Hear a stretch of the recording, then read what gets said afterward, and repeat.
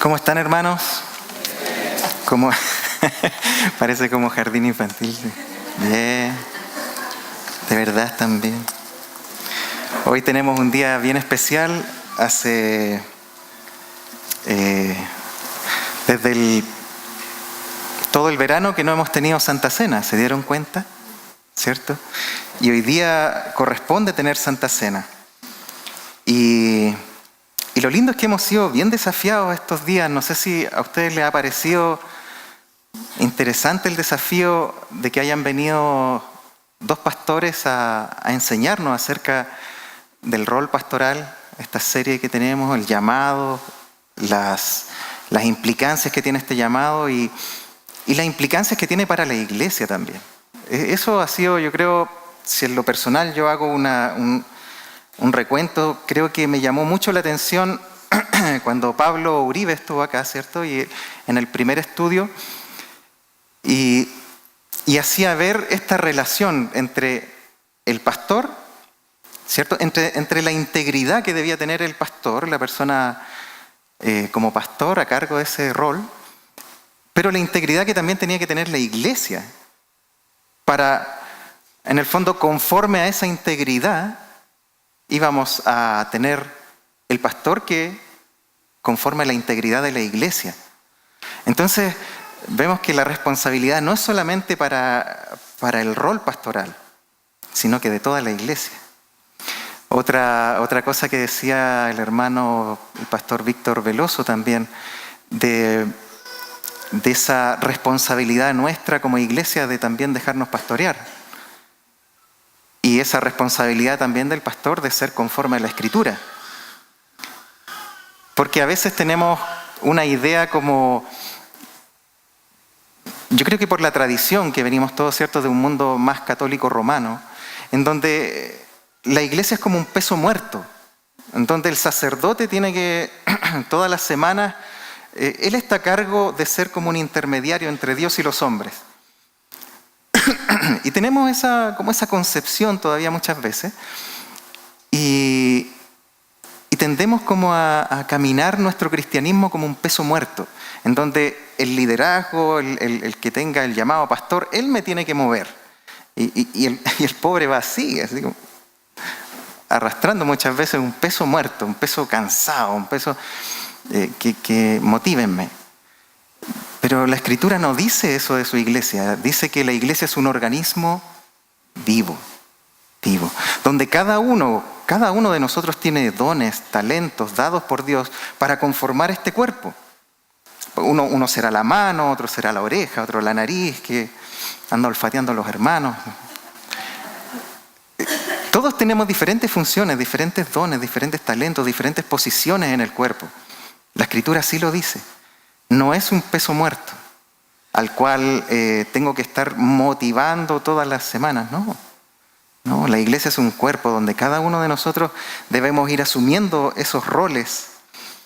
Y a mí se me hace como la idea que la iglesia es este cuerpo, ¿cierto? Dice la Escritura claramente que la cabeza, ¿quién es?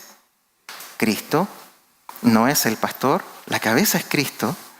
Y esta cabeza, de alguna manera este cuerpo que lo conformamos todos nosotros, empieza a irradiar la sangre, tiene que irradiar sangre. Dice la Escritura que en la sangre está la vida. Y tiene que llegar a cada una de las partes del cuerpo para poder nutrirlo. La sangre vendría siendo la palabra de Dios. Y el corazón que bombea la sangre a todas las partes del cuerpo para que todas las partes se ayuden unas con otras, es el Espíritu Santo. Si yo cambio o saco cualquiera de ellas, ese cuerpo se muere y pasa a ser cualquier otra cosa, pero no el cuerpo de Cristo. Si yo cambio la cabeza por hombres, por una cabeza humana, el corazón no va a latir, se muere. Y como les digo, se puede transformar en cualquier otra cosa, en un centro de autoayuda, en un club social, en cualquier cosa. Pero no es la iglesia de Cristo. Si quiero cambiar la sangre por algún sustituto de la sangre, su palabra, el corazón no va a querer seguir bombeando. No es mi sangre, dice el corazón. El cuerpo se muere también. Y se puede transformar en cualquier otra cosa. Y si queremos cambiar el corazón por otra cosa, al Espíritu Santo, se muere. Entonces, cuán importante es que Él sea la cabeza, que lo que mueva a su iglesia sea su espíritu y que irradie vida a cada área del cuerpo a través de su palabra. Esa es su iglesia. Y ahí nadie es peso muerto, todos somos muy necesarios dentro de esta obra, muy necesarios. Entonces, vamos a tener un tiempo de oración porque hoy vamos a hablar de una de estas, de una de las responsabilidades que nos dejó Dios, el mismo Señor, a la iglesia, que es la Santa Cena. Vamos a reflexionar acerca de eso y las implicancias que tiene la Santa Cena en la iglesia. A veces no tenemos todo el tiempo necesario para hacerlo y creo que es necesario, creemos en el grupo de ancianos, que es necesario recordarlo. Y por eso hacer un alto en esta, no un alto, creo que está dentro también de esta serie pastoral acerca de la iglesia, de cuáles son sus deberes, sus requerimientos que tiene que cuidar. Así que vamos a orar para que Dios nos ayude, me ayude a mí en lo personal. Siempre uno tiene un nerviosismo al estar aquí y para que sea su palabra la que nos edifique a todos. Amén. ¿Me acompañan? Amado Señor, queremos presentarnos delante suyo esta mañana agradecidos, Señor, agradecidos. También expectantes con lo que usted quiere hacer. Queremos estar agradecidos, expectantes y constantemente, Señor, quebrantados por su palabra, porque somos olvidadizos, tendemos a creer que por nuestras fuerzas hacemos muchas cosas, tendemos a querer controlar su voluntad, Señor. Tendemos a querer siempre intervenir en lo que usted quiere hacer. A veces queremos ayudarle como si a usted le hiciera falta algo. Padre, perdónenos, Señor, esta mañana. Venimos como hijos suyos necesitados, dependientes, pobres de espíritu, quebrados siempre. Porque necesitamos muchas veces llorar, volver a ser mansos, volver a tener misericordia, volver a tener esa hambre y sed de justicia. Necesitamos ese proceso para ser bienaventurados hijos suyos, Señor, todo el tiempo. Bendiga a su iglesia hoy con su palabra. Bendiga al que predica, Señor, úselo a pesar de sus debilidades, Señor. Yo me presento delante suyo, Señor, con una hoja que para mí son 5 panes y 2 peces, Señor, que no alcanza para todos, apenas para mí. Pero si usted obra en su palabra, Señor, usted puede multiplicar para que sobreabunde su palabra en el corazón de cada uno de mis hermanos y en el mío también. Señor, obre con su palabra hoy.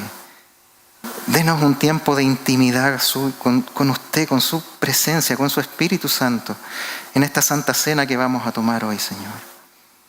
Padre, muévase en libertad en medio de su pueblo, en medio de su iglesia. Es su iglesia, usted la compró.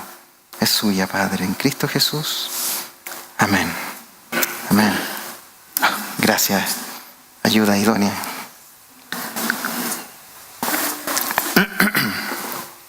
Bien, si me acompañan a Lucas, capítulo 22, les voy a hacer un poquito de spoiler, sí.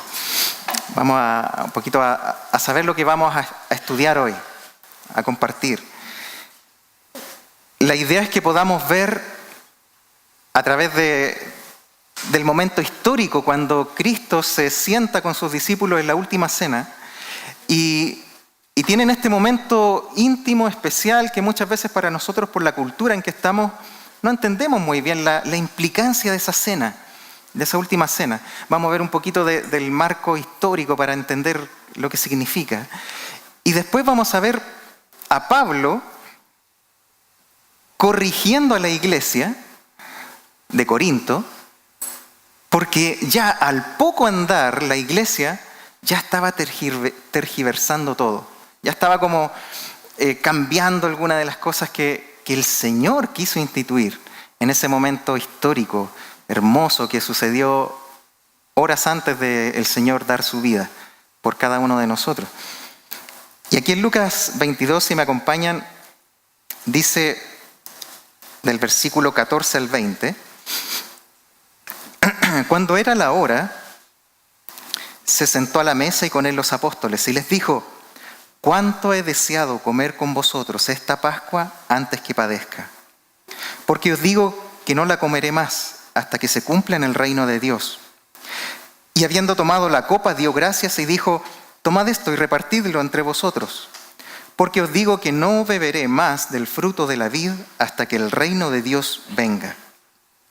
Y tomó el pan y dio gracias, y lo partió y les dio diciendo: «Esto es mi cuerpo, que por vosotros es dado.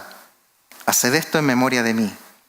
De igual manera, después que hubo cenado, tomó la copa, diciendo: «Esta copa es el nuevo pacto en mi sangre, que por vosotros se derrama». Hay dos ordenanzas que el Señor deja en la Escritura y que hacen como un cambio de chip entre la ley, el judaísmo que venía, cierto, ya por más o menos 1400 años desde Moisés hasta Jesús. El pueblo venía de alguna manera practicándolo, no digamos que lo practicaban flor de, oh, qué hermoso todo lo que hacían los judíos, no. La verdad es que en varias partes los profetas le tienen que decir al pueblo muchas veces: oigan, ya, pues son un pueblo terco, un pueblo duro de cerviz. O sea, si no fuera por la misericordia de Dios, ya los hubiera tenido que exterminar.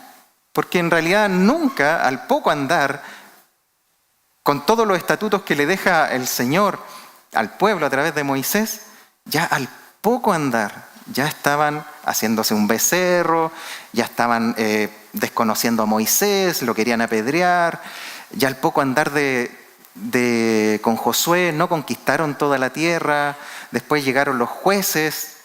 Es el libro de Jueces realmente muy depresivo. Si tú ves del capítulo 1 al último, qué triste cómo terminan los jueces, cada uno haciendo lo que bien le parecía. Es una historia de derrota en derrota el pueblo de Israel.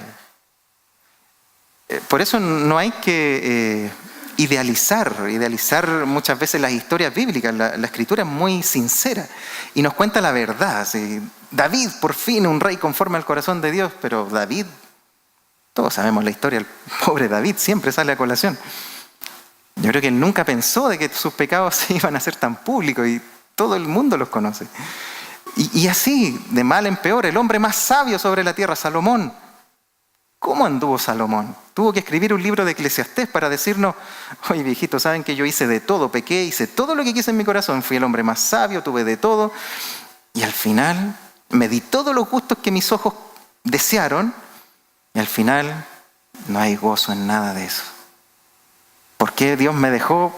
No sé, pero lo único que les digo es que teme a Dios, guarda sus mandamientos, porque eso es el todo del hombre. Esa es la conclusión del libro de Eclesiastés.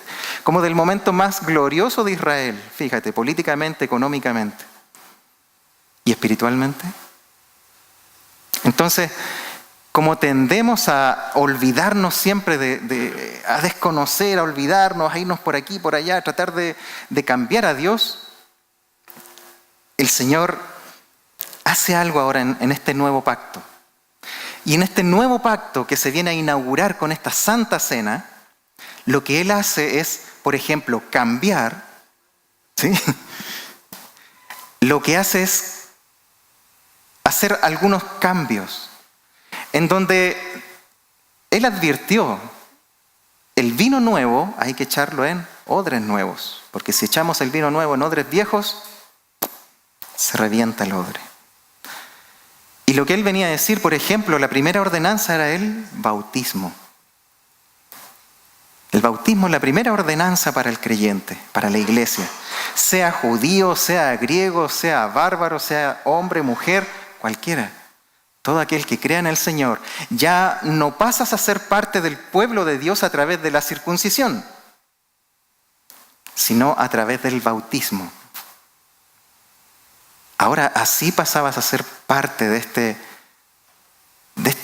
este nuevo pueblo, la iglesia. Que bueno, yo creo, decimos los hombres, que fue el bautismo. Y por otro lado, la otra ordenanza es la Santa Cena. Que para los judíos, la cena de la Pascua, la fiesta judía, era una de las 3 más importantes que tenían el pueblo judío. Y de hecho, podríamos decir con cierta propiedad que era la más importante dentro de esas 3 obligatorias. ¿Por qué? Porque esa fiesta, si algunos recuerdan la historia, ¿cierto? El pueblo de Israel llevaba como 400 años esclavo con el pueblo egipcio, ¿cierto? Y en un momento dado Dios interviene, llama a Moisés y le dice, ve a liberar a mi pueblo. Va con todas las dudas que tenía, pero va, obedece. Y el Señor se empieza a manifestar, ¿cierto?, con las plagas, hasta que llega a una plaga diferente al final, porque el corazón del faraón seguía duro.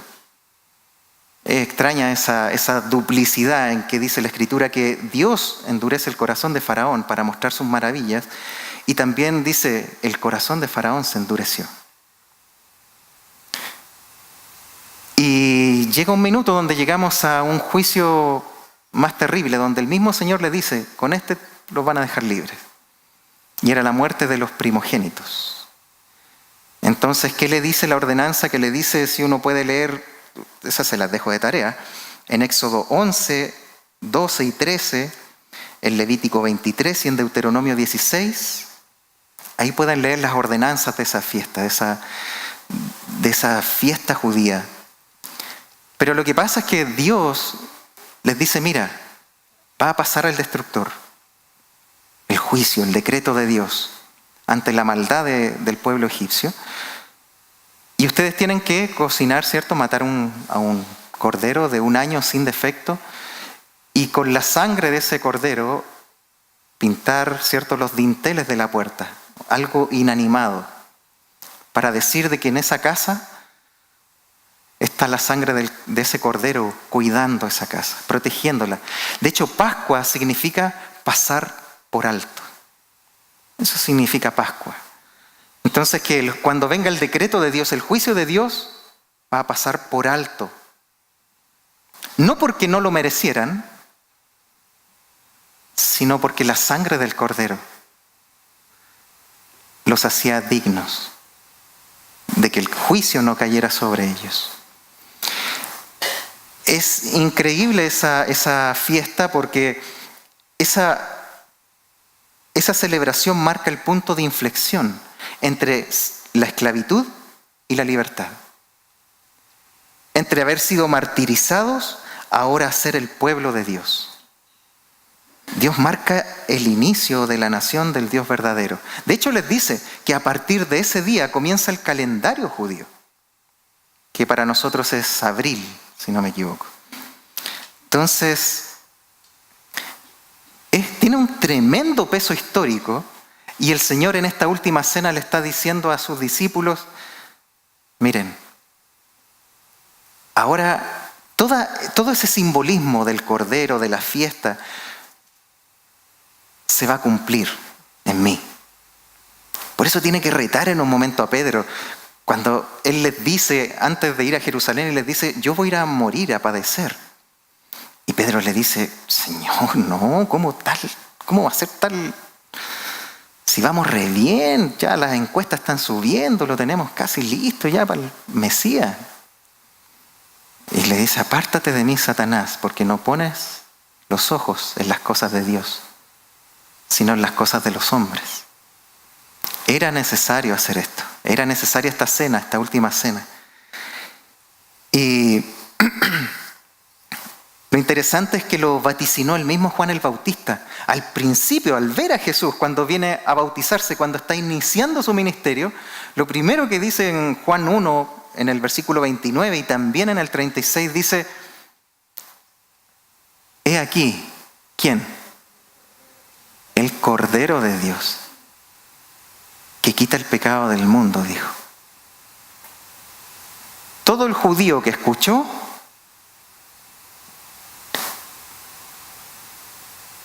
¿él? Sí, él. De hecho, varios de los discípulos de Cristo, de los apóstoles, habían sido discípulos de Juan. Entonces estaban oyendo y dijeron, he aquí el Cordero de Dios que quita el pecado del mundo. Y ahora cuando están en esta cena, empiezan a entender poco a poco, porque realmente era difícil comprender que Él era el Cordero, Él era el libertador de la esclavitud, Él era el profeta que los guiaría, Él era el sacerdote que los cuidaría, Él era el cumplimiento de esa fiesta y de toda la ley. Quisiera que vayamos a esa noche, que nos pudiéramos en nuestra mente poder ser parte, estar mirando esa cena. Mira, vamos a hacer como un paralelo entre el texto que leímos y esto es una posible cronología. No es que sea así literal, pero esto es lo que se hacía en la Pascua en tiempos de Jesús. Y vamos a ir poniendo un paralelo con los textos que leímos de Lucas. Dice, la comida de la Pascua comenzaba después del crepúsculo. Se inauguraba con la primera de las 4 copas que se bebían durante la fiesta.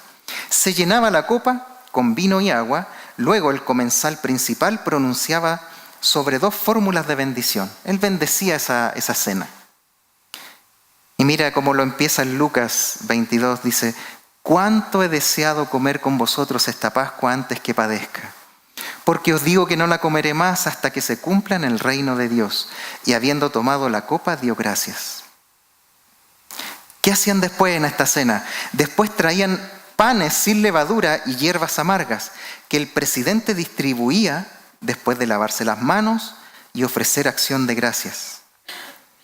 Mira en el versículo 17, dice, «Y dijo, tomad esto y repartidlo entre vosotros, porque os digo que no beberé más del fruto de la vid hasta que el reino de Dios venga». El versículo 17 es ese. El momento culminante era cuando el cordero pascual asado era traído a la mesa, se explicaba el sentido de la comida, recitándose la historia de la Pascua. Luego se cantaba la primera parte del Jalel, que son los salmos del 113 al 114. Se tomaba la segunda copa y después de otro lavatorio ceremonial se participaba de la comida. Aquí es una posibilidad, no es a ciencia cierta, pero posiblemente aquí es cuando el Señor lava los pies a los discípulos y les tiene que enseñar acerca del servicio. ¿Se acuerdan de eso? Cuando nadie se atrevió a hacer esa ceremonia de lavar los pies, bueno, el Señor tomó, puso una toalla, lavó los pies de los discípulos y les dijo, ¿vieron lo que hice? Y Pedro no quería, pero igual se lo lavó después. Si yo, siendo el Señor, hice esto con vosotros y soy el Señor, ¿cuánto más ustedes deben lavarse los pies unos a otros? Algunos lo practican literalmente, pero la verdad es simbólicamente el Señor que estaba diciendo, sírvanse unos a otros, límpiense los pies. O sea, todos arrastramos suciedad en este mundo al caminar por este mundo, todos. Ellos ensuciaban sus pies, los judíos, por las calles judías. Y cuando llegaban a una casa le limpiaba los pies el siervo más bajo de la casa. Eso es lo que hizo Cristo, le lavó los pies. La suciedad. No nos gusta hacer eso. O a veces cuando vemos a un hermano en pecado, que el Señor le muestre. Pero si te lo mostró, te lo está mostrando a ti, para que tú le limpies los pies. Tendemos a rehuir esa responsabilidad. Nos da un poco de susto. Quizás puede ser que pasó eso en Juan 13, 1 al 5. Luego, después de eso, después de participar de la comida, el pan se mojaba en el azoret, una salsa hecha de frutas cocidas en vino. Aquí en Mateo 26, del 20 al 25, no lo voy a leer, y en Juan 13, del 21 al 30, dice que Jesús se angustia en su corazón, porque tiene que identificar al traidor. Y se angustió. Y en ese momento sale Judas. Le dice, lo que tienes que hacer, hazlo pronto. Y se va. Luego seguía la tercera copa, que se llamaba el cáliz de bendición, con el cual se pronunciaba una acción de gracias por la cena.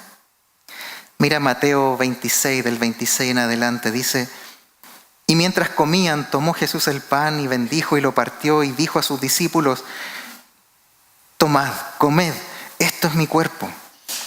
Y tomando la copa y habiendo dado gracias, les dio diciendo: bebed de ella todos, porque esto es mi sangre del nuevo pacto, que por muchos es derramada para remisión de los pecados. Y os digo que desde ahora no beberé más de este fruto de la vid hasta aquel día en que lo beba de nuevo con vosotros en el reino de mi Padre. Es interesante porque llegamos hasta la tercera copa, la copa de la bendición. Y dice que Él no va a tomar más hasta que venga con el reino. Es interesante porque la cuarta copa que se tomaba, que se toma hasta el día de hoy los judíos, se cantaba la segunda parte del Jalel, que son los Salmos 115 al 118, y que expresaba la esperanza de la restauración mesiánica. Esa copa está pendiente. El Señor la dejó pendiente y dijo: no la tomaré más hasta que vuelva. Llegó hasta la tercera copa, hasta la copa de la bendición. Y ahí en Mateo 26:30 dice: y cuando hubieron cantado el himno, salieron al monte de los olivos. Se pudieron transportar a ese tiempo, a ese momento, el Señor diciendo todo esto, y desde ahí en adelante, en ese momento antes de cantar el himno, irse al monte de los olivos, está todo Juan del capítulo 13 al capítulo 17, todo el discurso que Cristo les dice a ellos. 13, 14, 15, 16, 17. 5 capítulos que Juan deja registrado ese momento en que Jesús les dice profundidades, unas verdades tremendas, profundas a sus discípulos. Juan 14, yo soy el camino, la verdad y la vida, nadie viene al Padre si no es por mí. Y Felipe dice: Señor, muéstranos al Padre. Oye, el que ha visto al Padre, o sea, el que me ha visto a mí, ha visto al Padre. Les habla del Espíritu Santo, les habla de la vid verdadera. Y después la tremenda oración sacerdotal, Juan 17. Todo eso en ese momento, en esa noche. Qué increíble que los judíos aún siguen celebrando su cena pascual, esperando a su Mesías. Un pastor lo reflejaba así, es como lo absurdo, y que llega en un momento el Señor yo me imagino que Dios en el cielo, habiendo enviado a su Hijo a cumplir esta fiesta, y los judíos cuando crucifican al Señor, se rasga, ¿cierto?, el velo del templo en dos, de arriba abajo, da ese detalle, no de abajo hacia arriba como si alguien lo hubiera hecho, un humano, sino que de arriba hacia abajo, para que ya no hubiera una restricción para ver el lugar santísimo, al cual solamente un sacerdote judío el sumo sacerdote podía entrar una vez al año. Dios hace todo eso, hasta un terremoto mandó en ese momento. Y el pueblo judío no, siguió al otro año sacrificando otro cordero, sacrificando, al otro año otro cordero, al otro año, llegó el año 70 y el Señor dijo: basta. Y destruyó con los romanos, con el general Tito, todo el templo. Todo. Lo quemaron para poder sacar el oro entre medio de las piedras. No quedó piedra sobre piedra, tal como dijo el Señor. Porque desecharon el cumplimiento de esta fiesta. No quisieron el vino nuevo, porque eran odres viejos. Un pastor lo decía así, es como... Mira lo absurdo de querer seguir haciendo el sacrificio. Es como cuando tú estás esperando a una persona en el aeropuerto y ves que baja la escalera y viene caminando por el acceso, y tú vas y empiezas a tratar de abrazar la sombra y a darle beso a la sombra. Y me imagino que la persona que tú estabas esperando, ¿what? Claro, mira en Hebreos, como lo dice Hebreos 10, versículo 1, dice, porque la ley, teniendo la sombra de los bienes venideros, no la imagen misma de las cosas, nunca puede, por los mismos sacrificios que se ofrecen continuamente cada año, hacer perfectos a los que se acercan. De otra manera, cesarían de ofrecerse. Pues los que tributan este culto limpios una vez no tendrían ya más conciencia de pecado. Pero en estos sacrificios cada año se hace memoria de los pecados, porque la sangre de los toros y de los machos cabríos no puede quitar los pecados. El autor de Hebreos lo está diciendo, y si tú sigues en Hebreos 10, empieza a hablar después de Cristo, porque era necesaria la muerte de Cristo para poder quitar los pecados. Se cubrían nada más.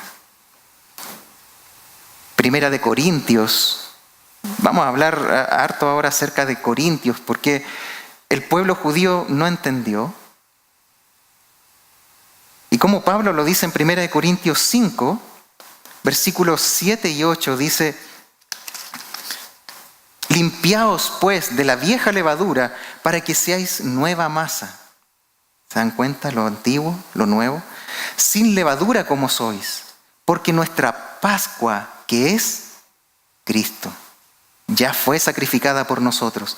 Así que celebremos la fiesta no con la vieja levadura, ni con la levadura de malicia y de maldad, sino con panes sin levadura, de sinceridad y de verdad. No de perfección, porque nadie la tiene, de sinceridad y de verdad. Y mira que le estaba hablando a corintios, a griegos, Pablo. No le estaba hablando a judíos que entendían acerca de la levadura, no. Porque Pablo se dio el tiempo de enseñarles el contexto de por qué hay que celebrar la Santa Cena aunque no seamos judíos.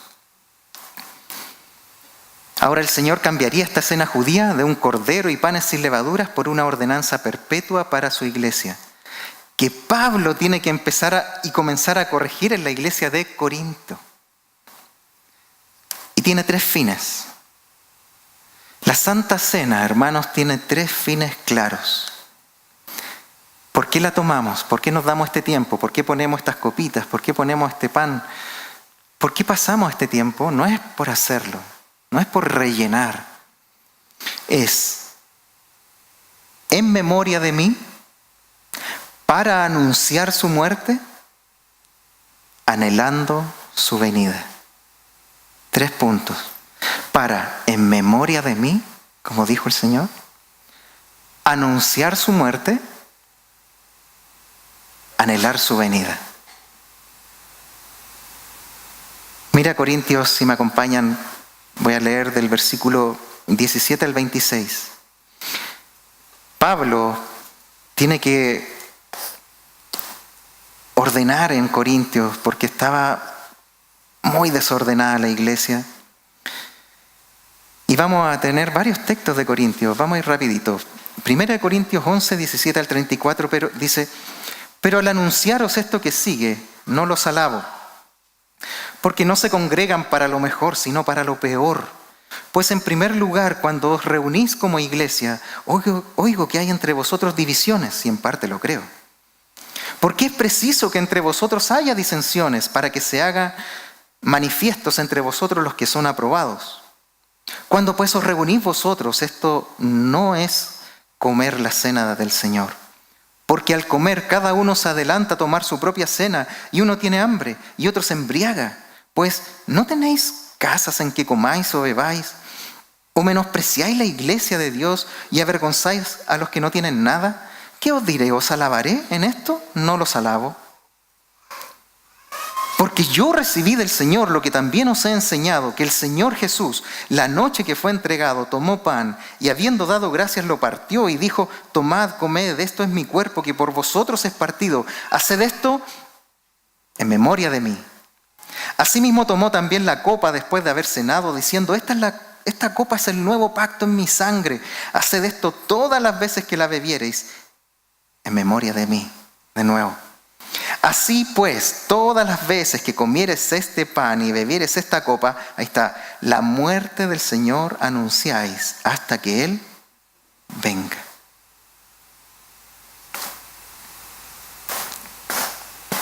Ahora, ¿qué significa en memoria de mí? Pregunta. En memoria de mí, ¿significa prender una velita en honor y recordar su nombre? ¿Quién era? Pero que todos digan no. Porque esa es una mirada muy católico-romana, en donde tenemos todos los domingos un Cristo en la cruz, crucificado todavía, en el cual cada vez que se toma la comunión, hay un sacrificio nuevamente, sacrifican nuevamente a Cristo.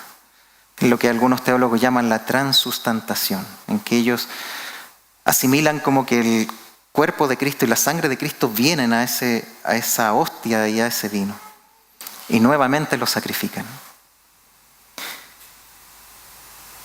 No. Y la idea, además, el mensaje es como que tenemos que ser buenas personas siguiendo el ejemplo de este mártir. Eso no cambia a nadie.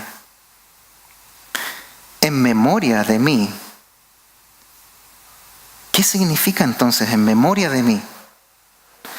Mira Juan 14, 26, para que podamos entender un poquito de qué se trata. El hacer esto en memoria de mí. Juan 14, 26 dice, mas el Consolador, el Espíritu Santo, a quien el Padre enviará en mi nombre, Él os enseñará todas las cosas y os recordará todo lo que yo os he dicho. 15:26. Pero cuando venga el Consolador, a quien yo os enviaré del Padre, el Espíritu de verdad, el cual procede del Padre, Él dará testimonio acerca de mí. Entonces, ¿qué es vivir y hacer las cosas en memoria de Él? ¿Cómo es la única forma que lo vamos a poder hacer? Sin caer en un ritual, el cual hacemos mirando a un mártir al cual tenemos que imitar. Esa es la plenitud de su Espíritu Santo. No se puede hacer de otra manera. En memoria de mí, y esto mismo, Juan 14 y Juan 15, el Señor lo está explicando en la misma cena. En memoria de mí. Es vivir en la plenitud de su Espíritu Santo, renacido, lleno de gozo y esperanza, de hambre por su palabra, de sed por su presencia y pasión por su gloria. Todo eso va a dar la plenitud del Espíritu Santo. Todo eso lo va a dar. Eso es vivir en memoria de Él. No solo recordarlo y tratar de ser buenas personas cayendo en un moralismo, en un cristianismo moralista. No, eso no sirve, no sirve. De hecho, Romanos 8:9 es un poco más preciso y quizás más duro, más claro, porque dice, mas vosotros no vivís según la carne, sino según el Espíritu, si es que el Espíritu de Dios mora en vosotros. Y si alguno no tiene el Espíritu de Cristo, no es de Él. Wow. Tremendo. Entonces, ¿se dan cuenta de la implicancia de la Santa Cena, lo hermoso y maravilloso, pero la responsabilidad también que tiene? Necesitamos su plenitud, la plenitud de su Espíritu. ¿Qué significa anunciar su muerte? Y este es un mensaje realmente paradójico, una locura. ¿Qué significa anunciar su muerte?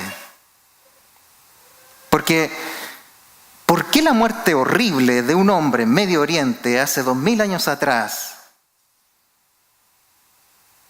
que tenía otro idioma, otra cultura, qué tiene que ver conmigo? ¿Por qué tengo que proclamar su muerte, anunciar su muerte? ¿Qué tiene que ver conmigo?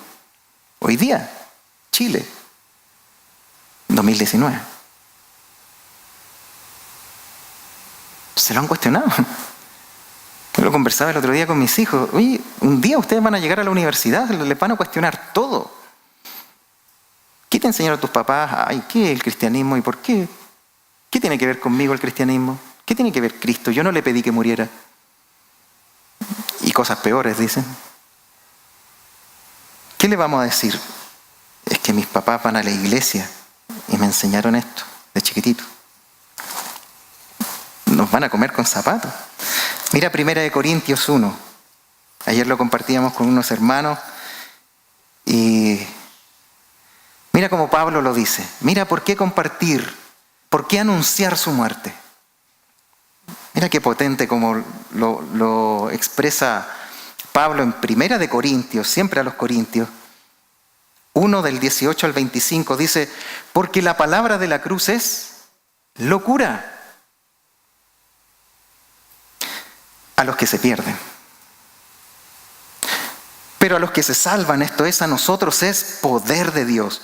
Pues está escrito, destruiré la sabiduría de los sabios y desecharé el entendimiento de los entendidos. ¿Dónde está el sabio? ¿Dónde está el escriba?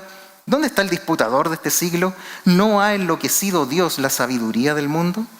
Pues, ya que en la sabiduría de Dios el mundo no conoció a Dios mediante la sabiduría, agradó a Dios salvar a los creyentes por la locura de la predicación. Porque los judíos piden señales y los griegos buscan sabiduría. Nada nuevo bajo el sol, hoy día es lo mismo. Pero nosotros predicamos a Cristo crucificado, para los judíos ciertamente tropezadero y para los gentiles locura. Mas para los llamados, así judíos como griegos, Cristo poder de Dios y sabiduría de Dios, porque lo insensato de Dios es más sabio que los hombres y lo débil de Dios es más fuerte que los hombres. Convicción. Eso es el Evangelio. Eso es anunciar su muerte.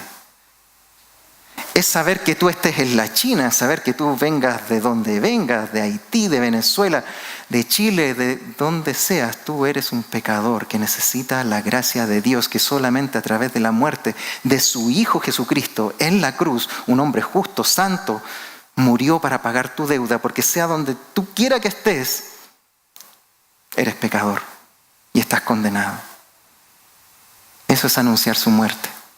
Y mira, yo soy un mendigo tan pecador como tú, que encontré pan, encontré perdón en Él. Y ese es el mensaje, anunciar su muerte. Todo eso hacemos en la Santa Cena.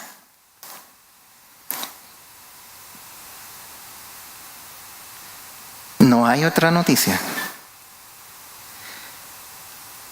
La Santa Cena de la Iglesia proclama el Evangelio que salva, el único mensaje que salva al ser humano de su merecida condenación. No hay otra noticia. Este carpintero, este predicador itinerante, dijo ser el único camino, la verdad, la vida, la resurrección y la vida, el Cordero de Dios, el Hijo de Dios, el Salvador. Él dijo ser el pan de vida, el agua que calma la sed.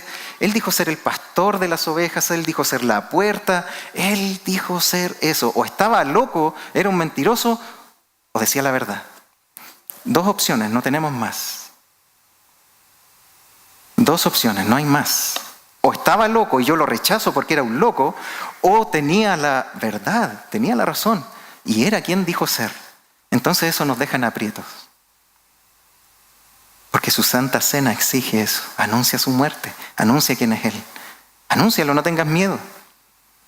Un misionero en la India no sabía cómo predicarle a los hindúes porque tenían 30 millones de dioses, miles de años con sus creencias, y él se había convertido al Señor. Y llegó un momento y dijo, no tengo nada más que decir, no voy a ir con argumentos ni hablarles del ratón, que está mal adorarlo y que a la vaca se están perdiendo los medios bifes, chorizo.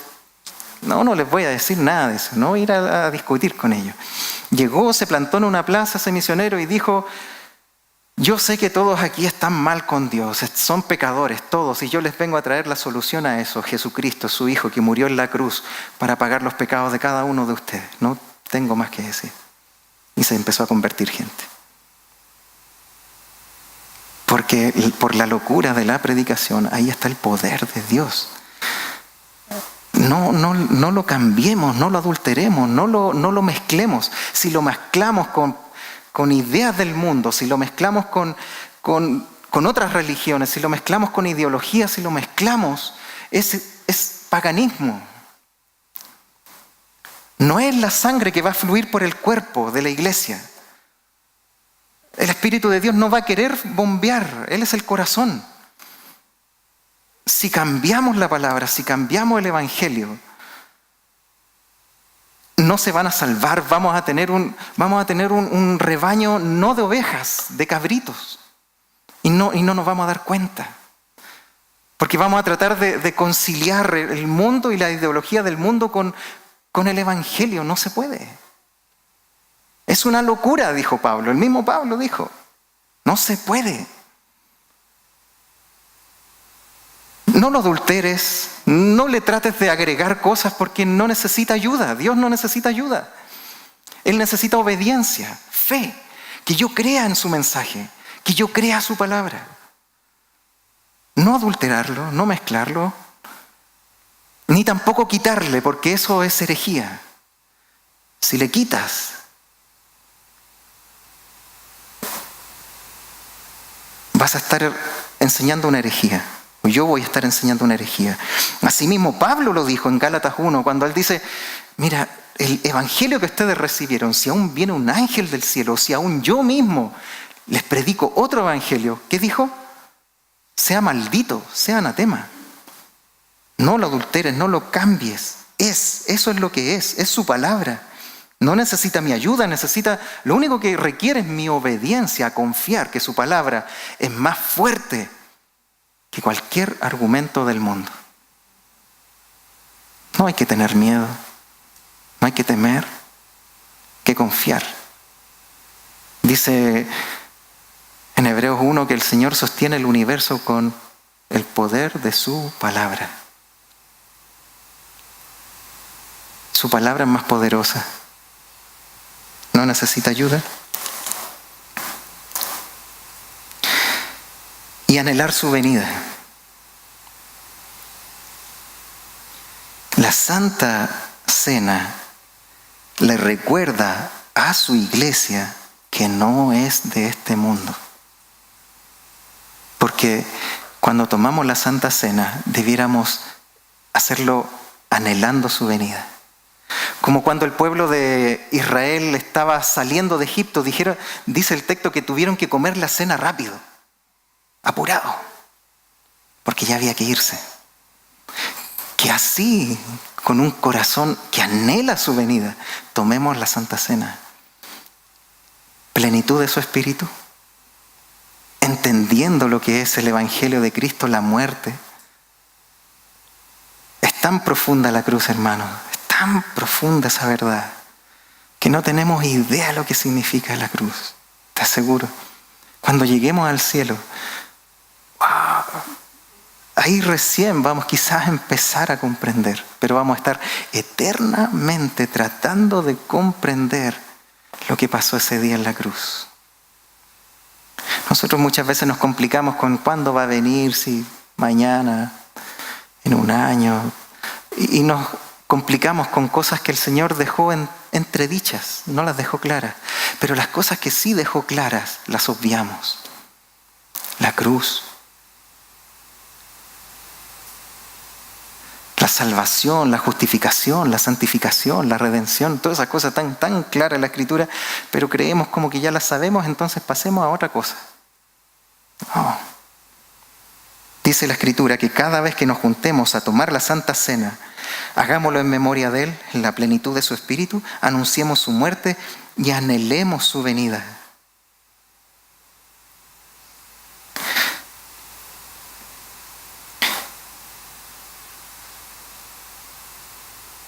El problema es que muchas veces estamos tomando Santa Cena o viviendo nuestras vidas con nuestro corazón embotado en este mundo, con nuestro corazón, con todos nuestros afanes, ansiedades, planes, proyectos, y cada vez eso va tomando más peso en el corazón y no te deja mirar hacia arriba. Nos pone mis proyectos, mis planes, no, lo que yo tengo pensado a 2, 5, 10 años. Y es verdad, es necesario proyectarse, pero sabiendo que no somos de este mundo, no somos de aquí. Este mundo no es tu hogar, no es mi hogar. Tanto a veces tenemos planes que ya ni siquiera queremos su venida. Y si se demora un poquito, ahora que estoy ganando más, me puedo dar unos gustitos.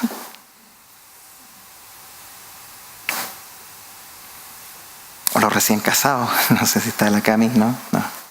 Con Sergio. No, que no venga todavía. Jóvenes, hijos, ancianos. Mira, piensa en esto. Un día más cerca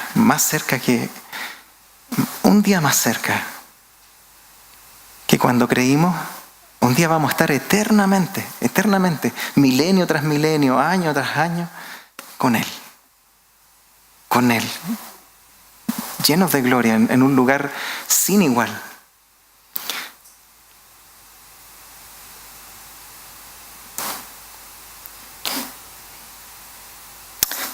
Y en este intermedio, en este intertanto, Dios nos dice, mira, van a tener aflicción, pero confíen, porque yo ya vencí. Van a tener problemas entre hermanos, van a tener problemas familiares, van a tener necesidades, van a tener que perdonarse, van a pasar por situaciones difíciles. Incluso algunos van a sufrir, van a ser perseguidos, algunos van a morir.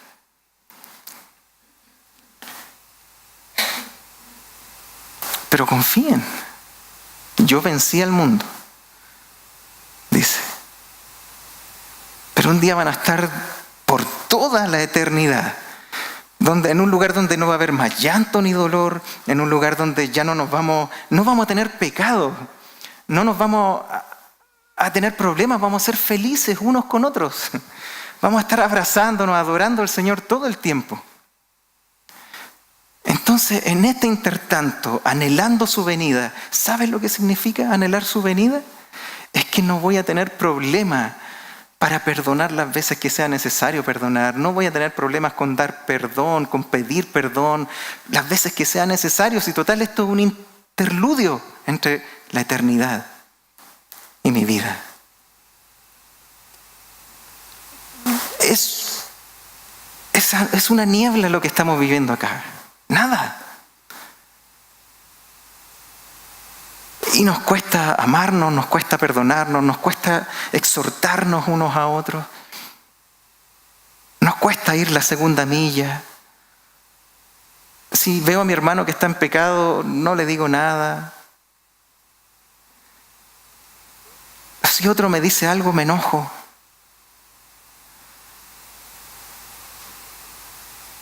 Hermanos, esto es tan corto, esta pasada por esta tierra. No somos de acá.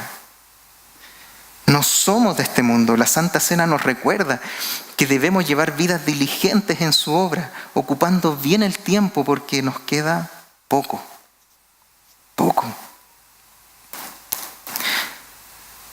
Hay un pastor que ya falleció y él se llama Leonard Ravenhill. No sé si algunos lo han escuchado. Hay varios videos y podcasts en internet. Escúchenlo. Quizás no podamos estar de acuerdo en todas las líneas doctrinales, pero escucha a ese viejito. Él decía, hablando en Estados Unidos, él decía, Estados Unidos no necesita a Dios. La iglesia en Estados Unidos necesita a Dios. Porque la iglesia está embotada y presa de sí misma. solo mirándose a sí misma. Si la iglesia tiene a Dios y vive en la plenitud de su espíritu, entonces las puertas del infierno tiemblan, hermano, tiemblan. Todas las ideologías y todo el harto de cosas que el mundo se ha tomado va a temblar. Porque su iglesia va a estar empoderada y no va a tener temor de anunciar su muerte y proclamar su venida. El problema hoy no es tan diferente al de la iglesia de Corinto, a la cual Pablo le escribe. Ya no tomaban la cena en la plenitud ni en la unidad del Espíritu. Había división entre ellos, había bandos a favor de un líder o de otro. Yo soy de Pablo, ¿se acuerdan? No, yo soy de Apolo. No, yo soy de Pedro. Y quizá había un grupito chiquitito de yo soy de Cristo. Oye, no.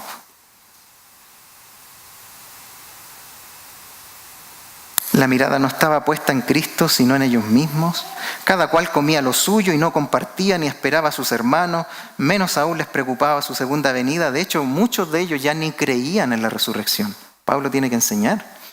De nuevo, en 1 Corintios 15, del 12 al 17, no lo voy a leer, pero dice ahí, les tiene que volver a enseñar, algunos de ustedes ya no creen en la resurrección. Pablo tiene que volver a enseñarles de su venida. Pablo tiene que lidiar con todos estos problemas que salían a relucir en la Santa Cena, donde habían perdido todo el propósito glorioso de esa íntima comunión con su Señor y Salvador. Y estaban bajo juicio de Dios. Si ustedes leen después de Corintios, en 1 Corintios, lo que leímos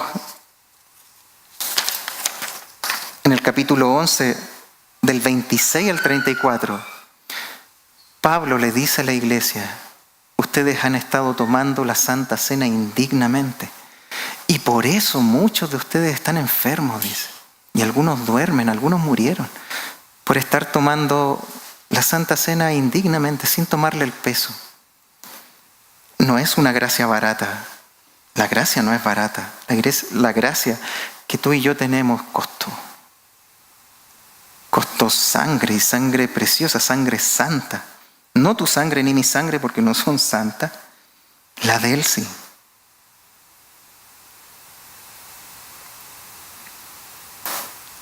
Hoy quizás no tenemos esa misma magnitud de problemas que tenía la iglesia en Corinto, pero sí puede ser que nuestro corazón está dividido, poniendo los ojos en los hombres antes que en Dios, o temiendo más a los hombres que a Dios, no queriendo exhortar al que está en pecado, olvidándonos quiénes somos en Él, y que todo lo que hacemos, todo lo que hagamos, es de Él, es por Él y es para Él.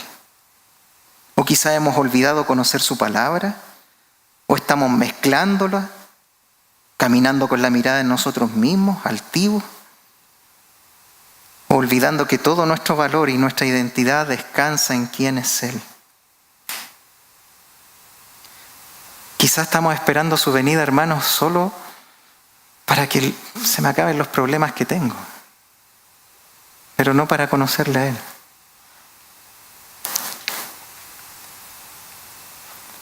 Y para adorarle.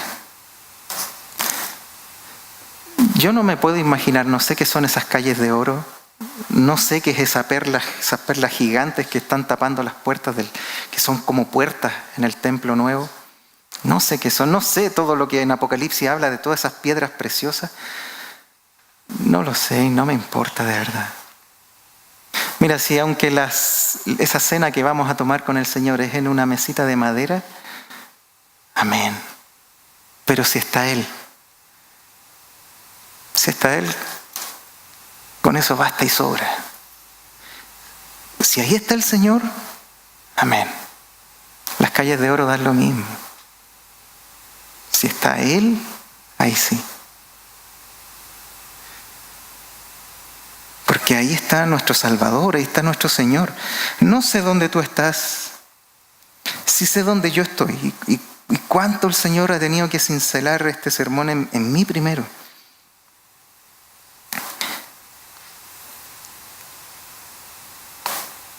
Déjame concluir y consolarnos juntos. con uno de los textos quizás más odiados o más malentendidos, que no nos gusta, pero que a la vez tiene una de las verdades más gloriosas y más libertadoras de toda la Escritura. Y que espero en Dios, de verdad, hermanos, que Dios nos vuelva el corazón para tener una santa cena conforme a su palabra. Si alguno de ustedes ha perdido el rumbo en su cristianismo y quiere volver a la mesa del Señor, mira, acompáñame en 1 Corintios también, capítulo 1, del 26 al 31. Mira lo que Pablo tiene que volver a recordar a la iglesia. Pues mirad, hermanos, vuestra vocación, que no sois muchos sabios según la carne, ni muchos poderosos, ni muchos nobles. Aquí empiezan los golpes, aquí empiezan los palos. Sino que lo necio del mundo escogió Dios. ¿Eres necio? Yo sí.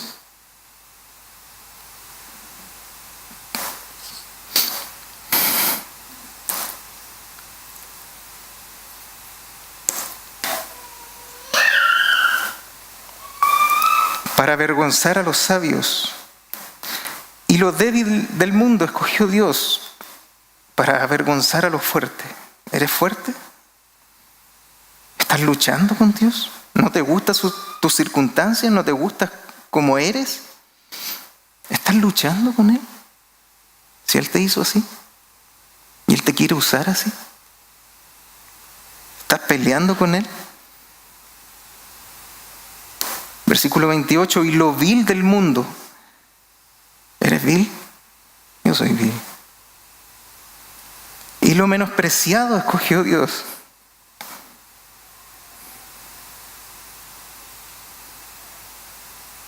Y lo que no es. Ninguno, ni tú ni yo, nadie merecía ser hijo de Dios. Ninguno. Para deshacer lo que es, a fin de que nadie se jacte en su presencia. Perdón.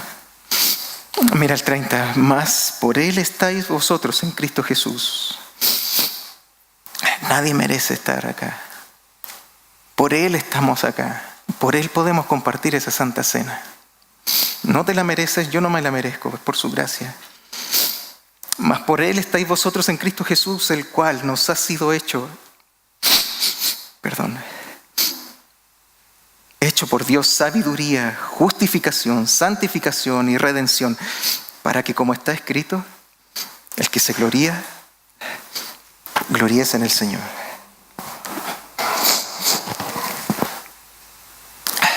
Gracias.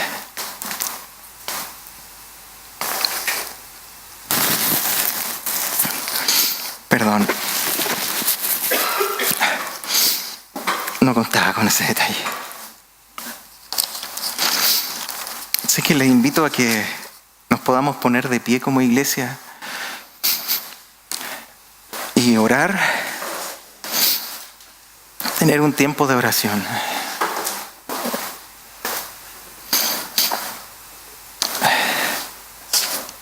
Señor, gracias por su palabra. Gracias porque necesitamos de tiempo en tiempo ser quebrantados por ella. Sería glorioso, Señor, ya estar en su presencia, ya estar allá. Pero si usted nos ha dejado un día más de vida acá para celebrarla aquí en la tierra, llenas de pecado, llenas de maldad, Señor, queremos hacerlo dignamente, en la plenitud de su Espíritu, siendo agradecidos, Señor, por la tremenda obra gloriosa que usted hizo en la cruz por nosotros.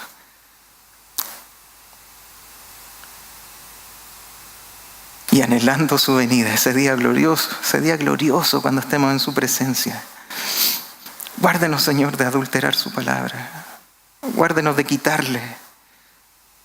Aumente nuestra fe en ella, Señor, para creer lo que usted dice.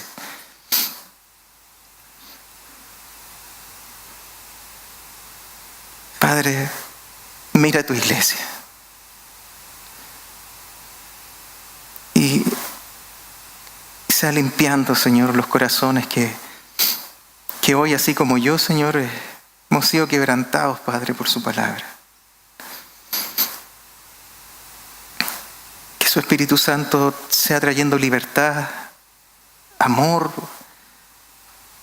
Quite y destruya toda la obra que Satanás, Señor, haya hecho o haya estado haciendo,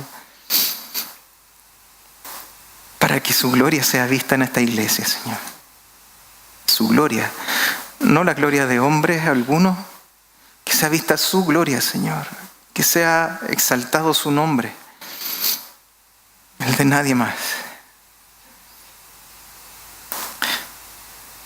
Si hay alguno de nuestros hermanos que quiera y necesite oración ahora, antes de la cena, ahí donde estás, si quieres levantar tu mano para pedir oración ahora, y vamos a hacer una oración general como iglesia para poder orar por ti, orar por las necesidades. Si hay alguien, puedes levantar tu mano.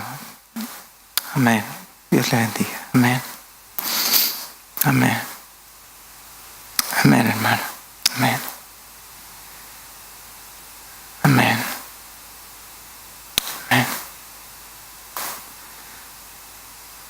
Amén. Si hay alguien más que quiera y necesita oración, necesita y sabe que su espíritu le habló, necesita volver a traer en memoria de su vida a Cristo, la plenitud de su espíritu. Amén. Padre, te conoce las manos que se levantaron, te conoce cada corazón y aquellas manos que no se levantaron también. Señor, aquí está toda su iglesia. Y alrededor del mundo también está todo un cuerpo adorando hoy día su nombre. Nosotros nos queremos unir a esa alabanza que hay allá en los cielos también, que día y noche le adoran los ángeles, arcángeles, serafines. Día y noche dice la palabra que le aclaman santo, santo, santo, y adoran al Cordero inmolado.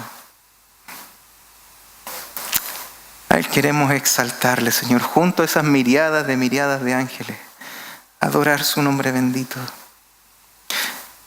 Poner como esos 24 ancianos se postran también y se sacan esas coronas que ellos tienen y las ponen a los pies, Señor. Todo lo que usted nos ha dado, todo lo que nosotros somos, todo lo que vamos a tener, lo ponemos, Señor, ahí a los pies. Todo lo que usted nos vaya a usar en el futuro como iglesia, lo ponemos hoy día ante sus pies, Señor, para darle toda la gloria, todo el honor al único que merece la gloria. Gracias, Señor, por este tiempo. Te adoramos y entregamos esta santa cena en memoria de usted, Señor. En Cristo Jesús. Amén. Amén. Pueden tomar asiento, hermano.